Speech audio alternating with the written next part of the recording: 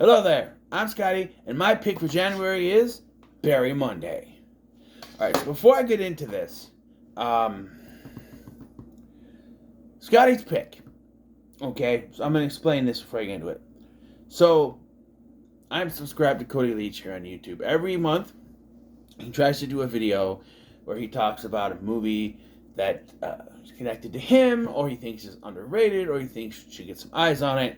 And I thought I should do something similar. I have a stack of movies in here that I want to talk about that I haven't been able to get out there in just regular reviews. So I figured if I could do these once a month just to get a random review out, it could be something. So we're talking about today is Berry Monday. And this does have some bit of a connection to me because I was big in my young adult life of renting movies from Family Video, as you can see from the thing here. I would rent them, I would buy them. Oh, I was over that. I'd go Family Video and I'd buy a stack. They had like the 2 for $5 or 5 for $5. What was the deal? 5 DVDs for $5. Not a bad deal. So, one of those times, I don't remember what movie it was. It was Magnolia. So I'm not exactly sure what movie it was that I rented or bought that I saw the trailer for this on, and it caught my eye. Because the premise is that Berry Monday is a guy who just had his junk cut off by a trumpet. We'll get to it. And then, a little while later, he finds out that he's being sued, a paternal suit, by a woman who claims to be pregnant with his child. I don't know if it's suing or paternal suit, whatever you call it. And so he kind of turns his world upside down, Interesting premise. It's got a star-studded cast here with Patrick Wilson, who was a relative unknown at the time. The only thing you could probably know him for is the Full Monty on Broadway. He's the guy who sings that song, "Let's find a rock. I mean a big-ass rock. Maybe something like a cinder block is better. I'll hoist it up and drop it on your head, my buddy. And just before your lights go out, you see my smile and you know you've got a friend with a rock. Who cares? I mean a big-ass rock." Yeah, he's one of the guys that sings that song. I didn't realize that until I watched the video. I'm like, wait, that's him?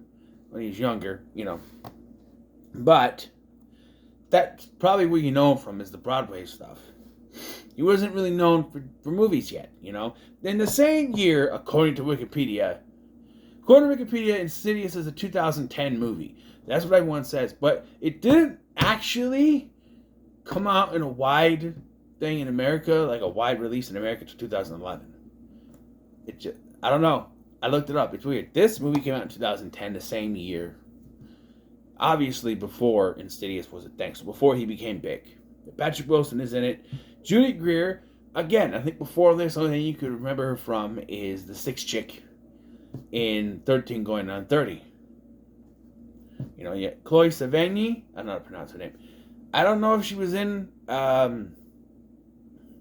American Horror Story yet, if that was out yet, I don't remember. You have Sybil Shepherd, who had her own show back in the 90s, and she's also Sean's mom on Psych. Malcolm McDowell, Christopher McDonald is in this. Not Swoozie Kurtz. What's her name?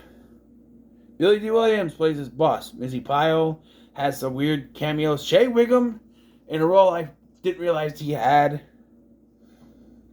And Gene Smart. That's it, Gene Smart. From Homeward Bound, that I know of. Star-studded cast here for an independent romantic comedy type film. So, Berry Monday is a womanizer, or at least he'd like to be. And one night, while he's not even on a date, he's at a movie theater, he meets this girl, they start talking, and in the middle of it, her dad, Christian Mark, shows up with a trumpet and slices off his nuts. Let's talk about how this could not possibly happen. 1, there is no way in any world that the head of a trumpet could slice off someone's balls. And even so, 2, he's wearing pants. How does it go through the pants? I don't know. It doesn't make any sense to me, but it's not supposed to. But that was the hook. That's what hooked me. I was like, wait, huh? So yeah, it's very weird. It's very weird. But you got to expect that with this movie. Like, it's not. Well, I can say one thing about this movie is that I feel like it peaks too soon. Like, when I rewatched this, I couldn't remember how it ended. I assumed it would end with the birth of the baby. But the baby gets born an hour into this hour-and-a-half movie. And we got a half-hour other stuff happening. And you think something is going to come out of it. There's going to be some kind of twist where they split up or something. But it doesn't. Nothing really happens. And when it ends, you're just like, huh, okay. It's really an unremarkable ending. There's really nothing big to it. You know what I mean? It's just, I don't know. It's weird. So, after he loses his nuts, he goes on with his life, right? And then he finds out he's getting his paternity suit from this woman. I forget her name. I don't remember her name. Judy Greer's character, right? And she claims that he's the father of her child, and she knows that because he's the only man she's been with. Okay. Sure. So, of course, being a guy who had his jewels cut off, he never thought he was going to have kids. And we also found out his father was a deadbeat, took off, that whole thing. It's one of those situations, So, he, of course, wants to be there for the child.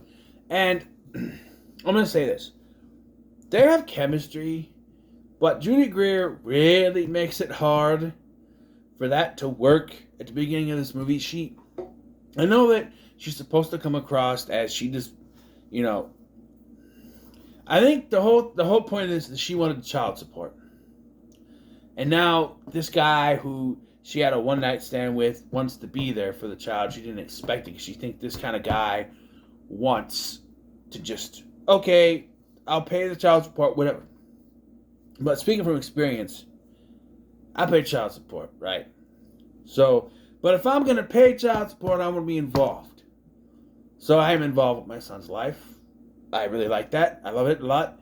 And so he wants to be involved with his child's life. And so that goes with meeting her family and then having them meet his mom. Well, she meets his mom first, and then the whole family meets them, together.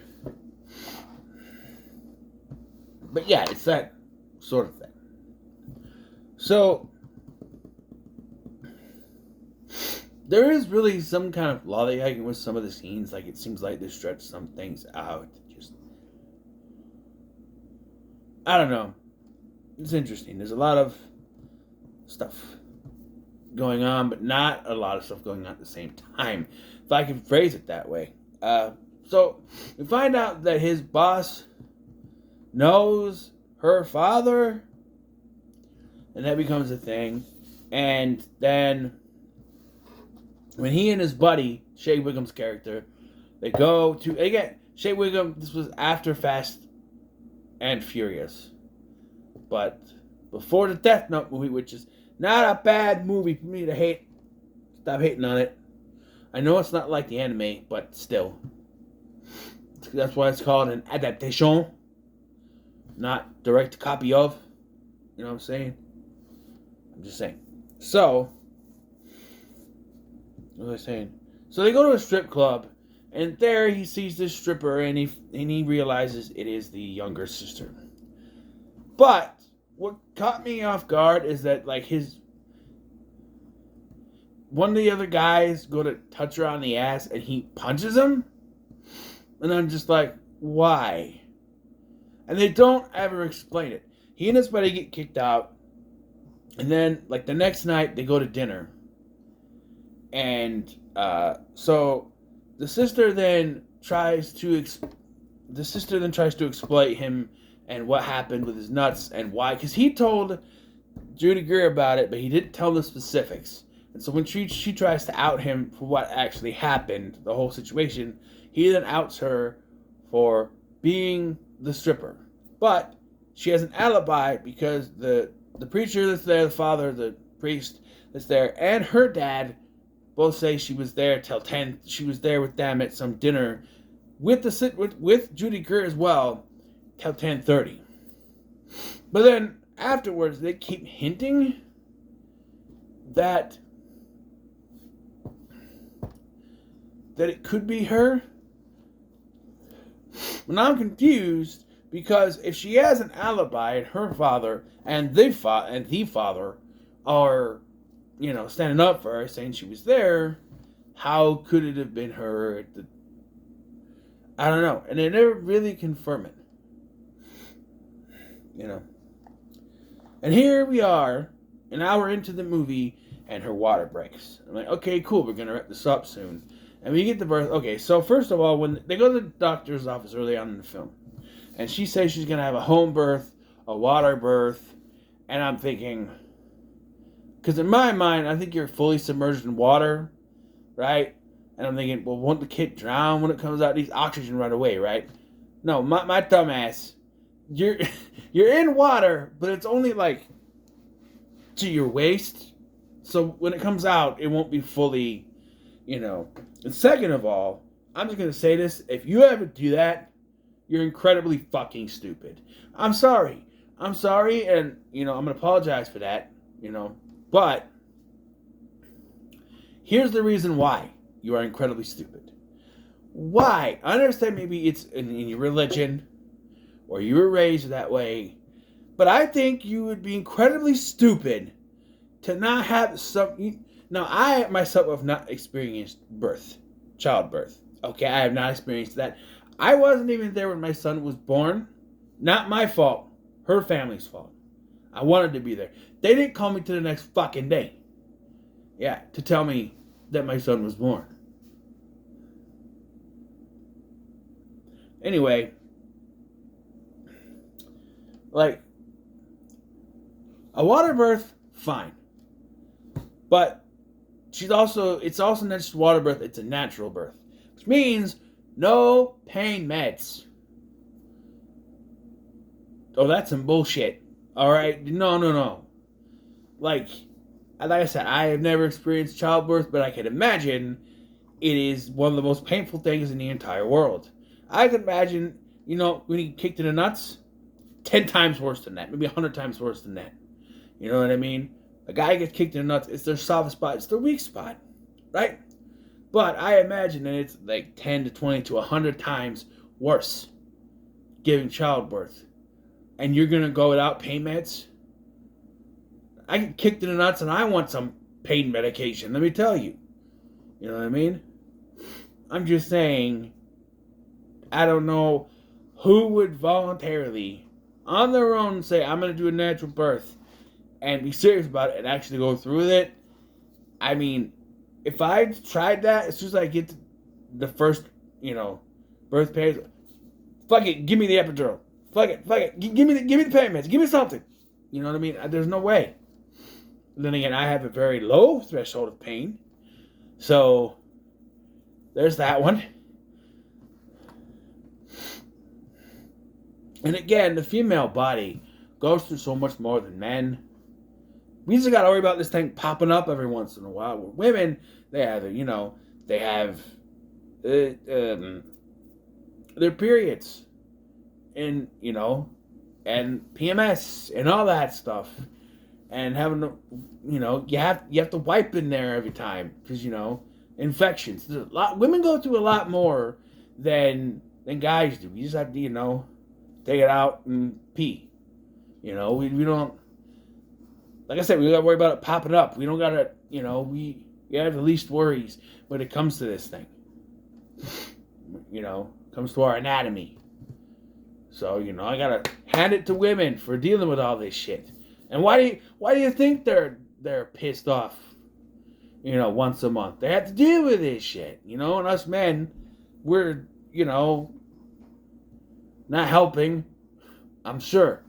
Anyway, so here, an hour in, the baby is born, and it's a girl. So hey, no nuts, just like her father. And it's called, they call it Cornelia. No middle name, no last name. There's a discussion over if it's a boy, she wants to name it Haywood. He's like, Haywood Munday. I'm like, Haywood Munday. Sounds like a comic book character's name. Hello, I'm Haywood Munday. Or some kind of, And she's like, well, who says he gets your last name? He's like, I'm the father. And that's damn right. But then again, my son has both of our names. Yes, he has both of our names. My name first and then hers. And my mom's like, it should have been the other way around. Because they're just going to, they're going to be like, oh, we'll just call him by his last name. But it doesn't sound right the other way around. It doesn't. I'm not gonna give out our real names. I don't even go by my real last name. Scott Brooks.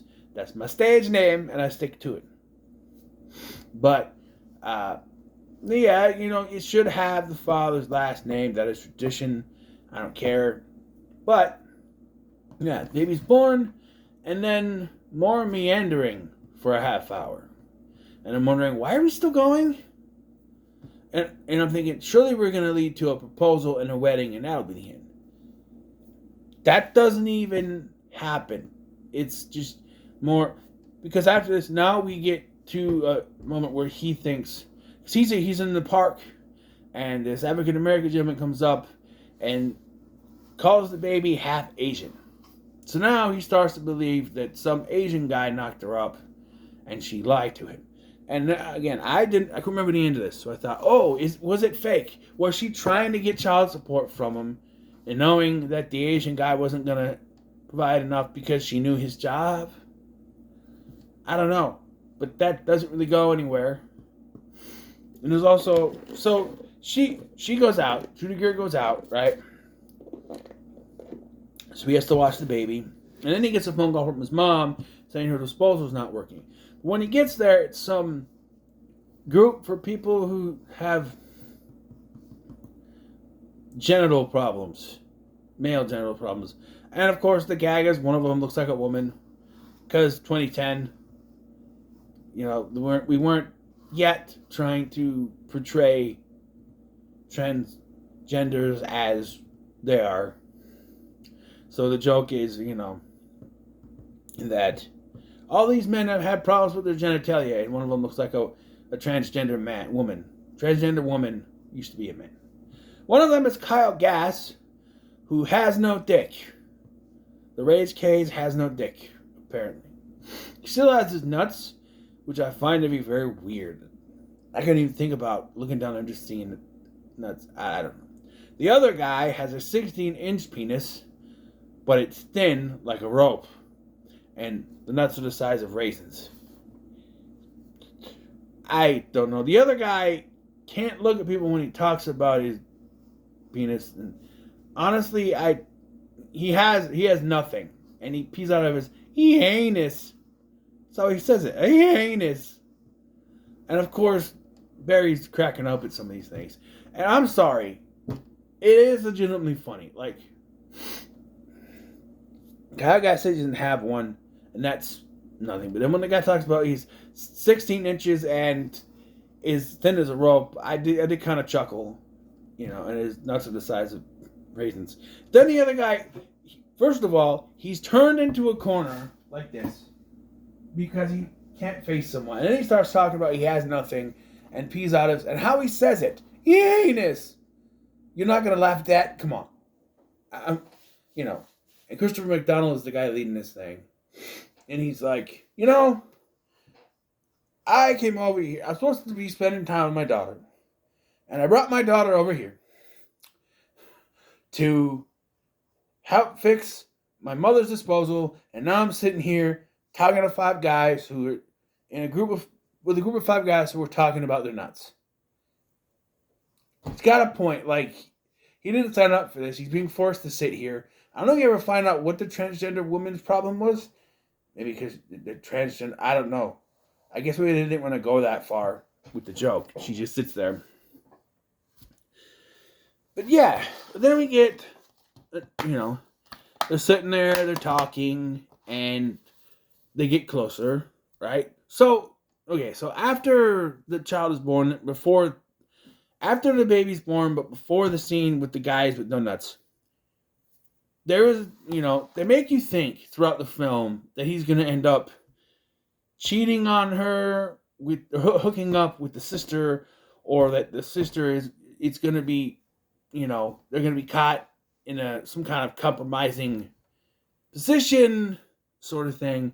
And she's staying there with them, helping take care of the baby, and she sort of walks in on him where he's watching porn, basically, and he pauses there right when there's a boob on the freaking screen. So he tries to play it off like, oh, it's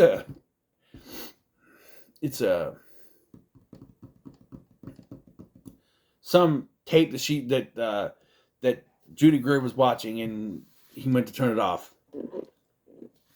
But the very opposite, that boob is just sitting there on the screen. It's very awkward. And then she walks out, and she's like, what are you two doing? Nothing. She's like, he was watching boobs.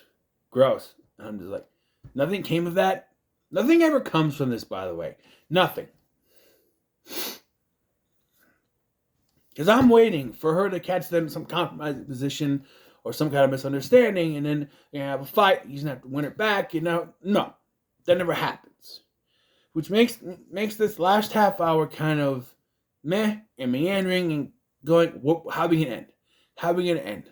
So, they're sitting on a couch, they're talking, and they get closer, and they end up making out, which leads them into the bed, and they have a discussion, like, oh, how are you going to do this? And he goes, well, it's called a dry orgasm. So, my guess is, and I'm no expert, you still feel it, but nothing comes out? Is that what it is? I guess you would need the pleasure over the, I'm just saying. So they do hook up, and it's here that he realizes, because throughout the film, he's trying to figure out if the story she's saying is true. By this point, like, he cannot remember them hooking up.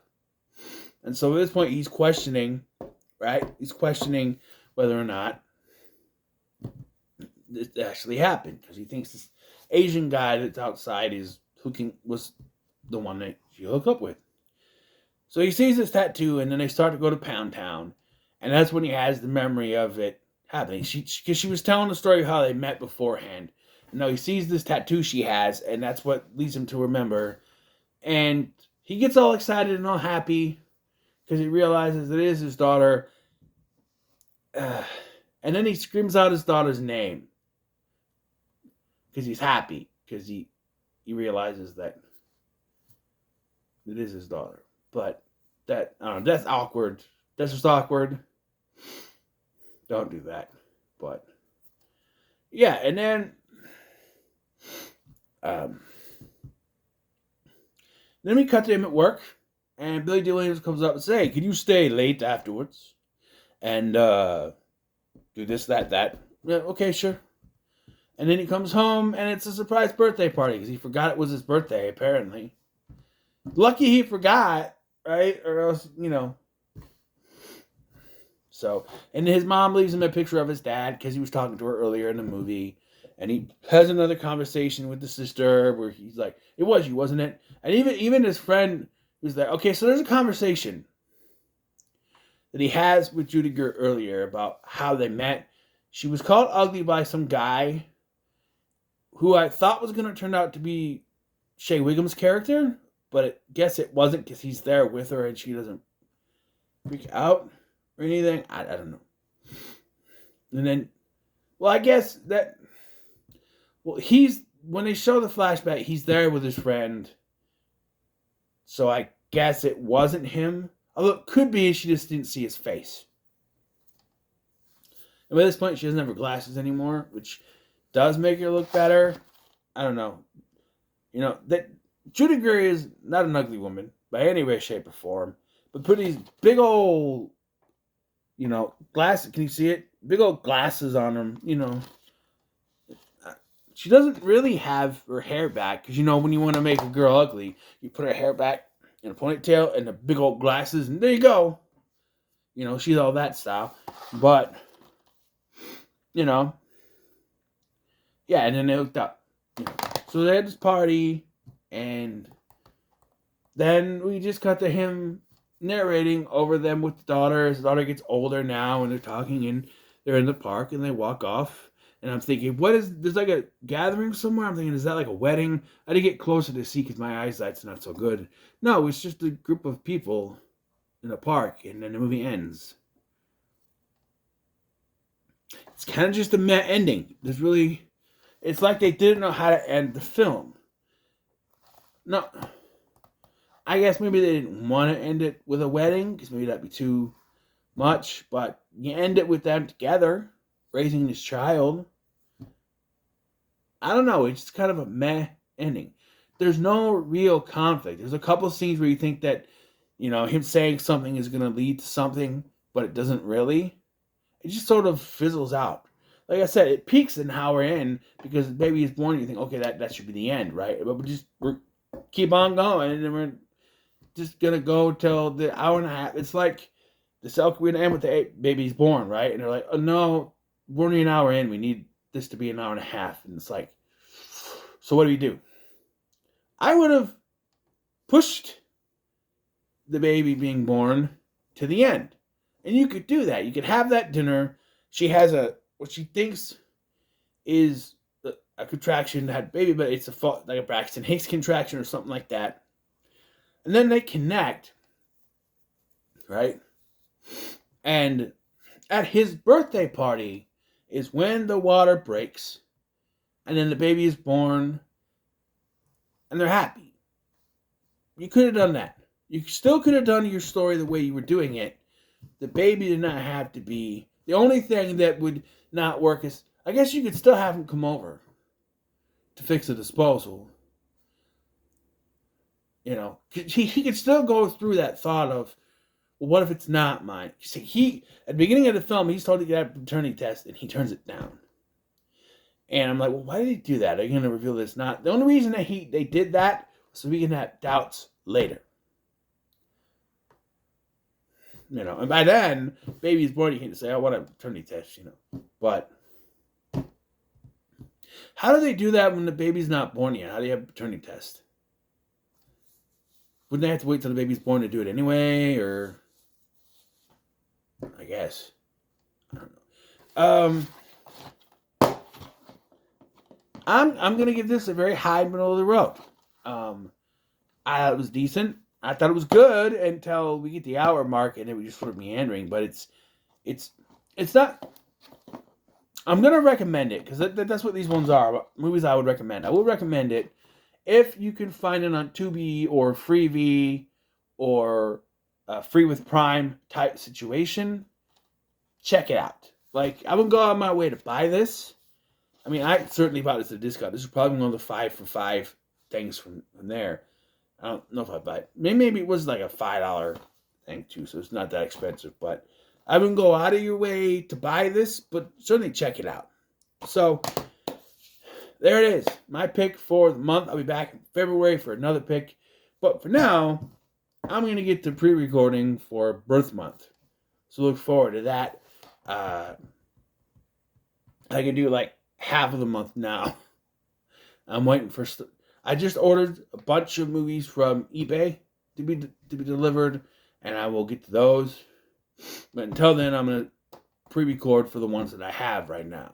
So, and I almost didn't order any other ones, but I figured I wanted to have one more. So, what are your thoughts on Barry Monday? Let me know in the comments below. Make sure to like, share, and subscribe. Thank you for watching.